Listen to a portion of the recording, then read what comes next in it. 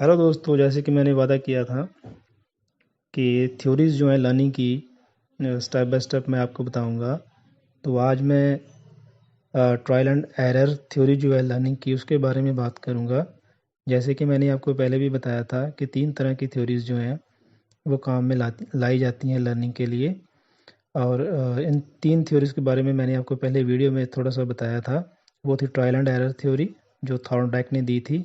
उसके बाद conditioning response theory है जो वाटसन ने दी थी। उसके बाद गैसल ने दी थी थ्योरी जो इनसाइट थ्योरी थी। उसके बारे में मैं आपसे बात की थी। तो प्लीज़ आप मेरा चैनल सब्सक्राइब करें, लाइक करें और बेल को भी प्रेस करें ताकि आपको सारी नोटिफिकेशन जो आपके ईमेल पे मिल सकें। तो चलिए शुरू करते हैं। सबसे पहले जब हम ट्रायल एंड एरर थ्योरी की बात करते हैं तो इसके नाम से पता चलता है कि ट्रायल एंड एरर का मीनिंग ये होता है कि आपको हम कोई भी काम करते हैं तो वो भूल सुधार से यानी कि बार बार ट्राई करने से कोई भी काम जो है हमें प्रैक्टिस करने से वो काम आ जाता है। इसी पे आधारित है ये थ्योरी। और ये थ्योरी जो देने वाला था थॉर्नडाइक जो है इसने थ्योरी जो है ये प्रेजेंट की थी। इस थ्योरी का मेन मोटिव ये था कि हम भूल सुधार से बार बार कोई भी काम करने से, प्रैक्टिस करने से, एक्सपीरियंस करने से, बार बार उसी चीज़ को रेपिटेशन करने से, बार बार दोहराने से कोई भी बात जो है हमें जल्दी सीख में आ जाती है। तो ट्रायल एंड एरर थ्योरी के बारे में विस्तार से हम चर्चा करेंगे। तो सबसे पहले जो ट्रायल एंड एरर थ्योरी का मेथड ये था, ये किस पे अप्लाई किया गया था? ये एक बिल्ली पे अप्लाई किया था, कैट पे अप्लाई किया गया था। कैट को क्या किया गया था कि कैट को उन्होंने एक पिंजरे में एक आर्टिफिशियल जो है केज बनाया गया था, छोटा सा बॉक्स बनाया गया था पिंजरे की तरह। उस बॉक्स में उस बिल्ली को रख दिया गया था।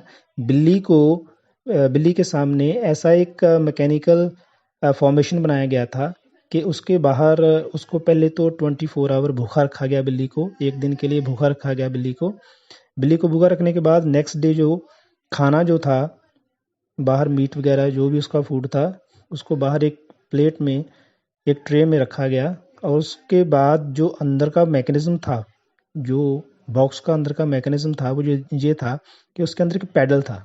जब वो पैडल दबाएगी तो उसका डोर ओपन हो जाएगा। डोर ओपन होगा तो बिल्ली बाहर आ जाएगी और अपना खाना खा लेगी। तो इस थ्योरी को थॉर्नडाइक ने बताया है एस आर थ्योरी। एस का मीनिंग जहाँ पर बताया गया है स्टिमुलस। स्टिमुलस मीन्स के मोटिवेशन। और मोटिवेशन में क्या है? मोटिवेशन में हमें खाना देना होता था। ठीक है जी। तो मोटिवेशन में जो खाना है वो स्टिमुलस है। रिस्पॉन्स जो है बिल्ली का दरवाज़ा खोलना है और बाहर आना है। और ये जो भूल सुधार की गतिविधि है, ये लर्निंग की जो एक्टिविटी है, ये दोहराई गई, बार बार दोहराई गई। पहले तो बिल्ली ने काफ़ी समय लिया। जैसे उसने शुरू में 10 से 12 मिनट लिए, फिर आहिस्ता आहिस्ता घटते घटते वो 5 मिनट तक आई, फिर 3 मिनट तक आई, फिर 2 मिनट तक आई। फिर ऐसा वक्त भी आया, उसको पता चल गया कि जो मैंने पैडल दबाना है, इस दबाने पर ही गेट खुलेगा, दरवाज़ा खुलेगा, डोर ओपन होगा, तभी मैं खाना खा सकूंगी। तो ऐसे भूल सुधार गतिविधि से उसको पता चल गया, बार बार अटेम्प्ट करने से उसको पता चल गया कि कैसे उसने जो है डोर ओपन करना है। तो डोर ओपन करने के बाद उसको खाना मिलना है। तो इसको एक बॉन्ड बोला गया, स्टिमुलस रिस्पॉन्स बॉन्ड। मीन्स के जो मोटिवेशन है प्लस उसका जो रिस्पॉन्स है, जो आगे से वो उसने दरवाज़ा खोला, इस दोनों को जोड़ के एक बॉन्ड बनाया गया जिसको स्टिमुलस रिस्पॉन्स बॉन्ड कहा गया।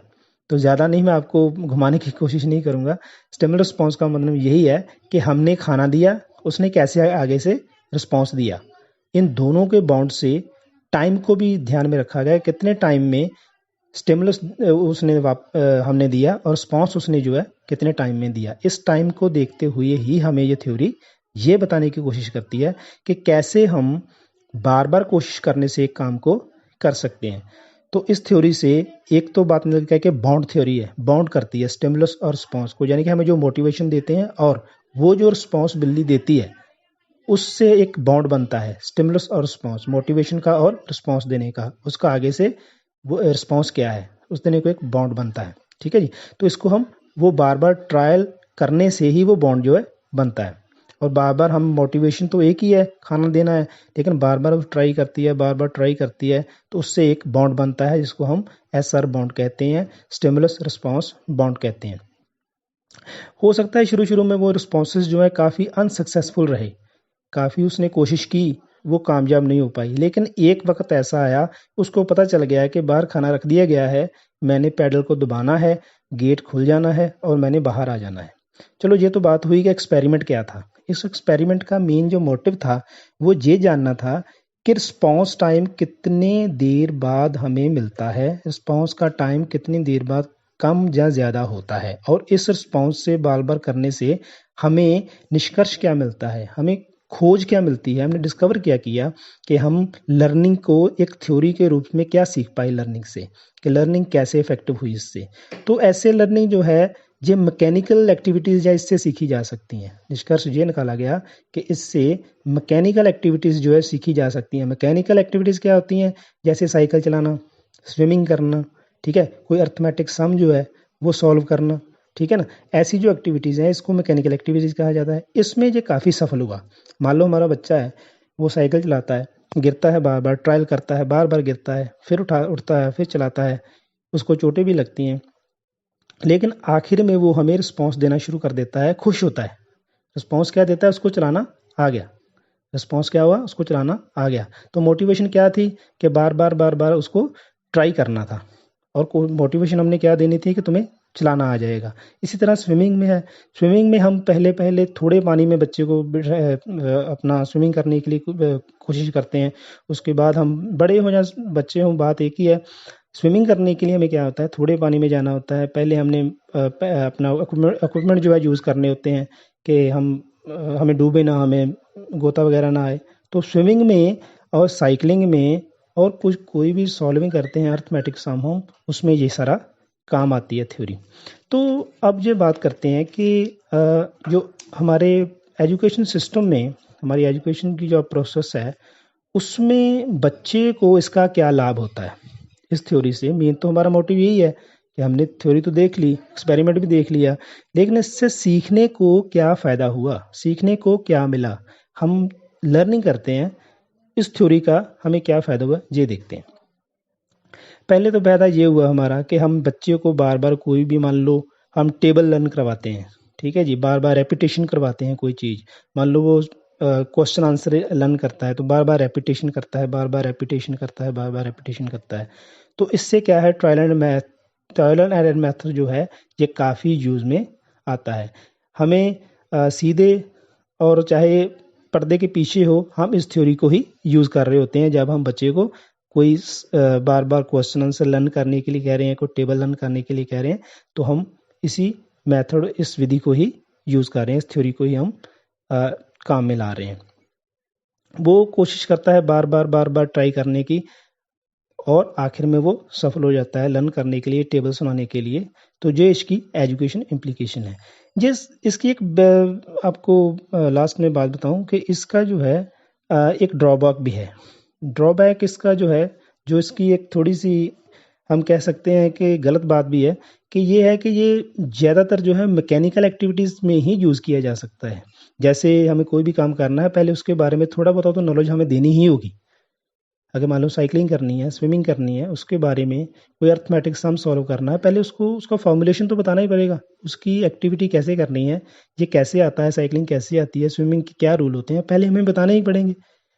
अगर हम सीधा बच्चे को कहेंगे कि तुम ऐसे चढ़ जाओ साइकिल पे, ऐसे स्विमिंग करो तुम्हें आ जाएगी, तो वो भी गलत होगा। तो इसमें सिर्फ और सिर्फ मैकेनिकल एक्टिविटीज़ जो है वही सिखाई जा सकती हैं। ये इसकी लिमिटेशन है, ये इसकी एक लिमिटेशन है जो हमें ध्यान में रखनी होगी। तो थैंक यू, आज आपने सीखा कि trial and error method theory क्या थी, ठीक है जी, और थॉर्नडाइक ने कैसे जो प्रूव किया कि लर्निंग जो इफेक्टिव बन सकती है एक बाउंड से, जो स्टिमुलस रिस्पॉन्स बाउंड होता है, और इस बाउंड से ही आगे देखा जा सकता है कि बार बार ट्राई करने से हम कोई भी चीज़ जो है लर्न करने में आसानी होती है। तो थैंक यू, ये था आज का टॉपिक। आई होप कि आपको समझ आया होगा, आपने इस थ्योरी को बिल्कुल फॉलो किया होगा।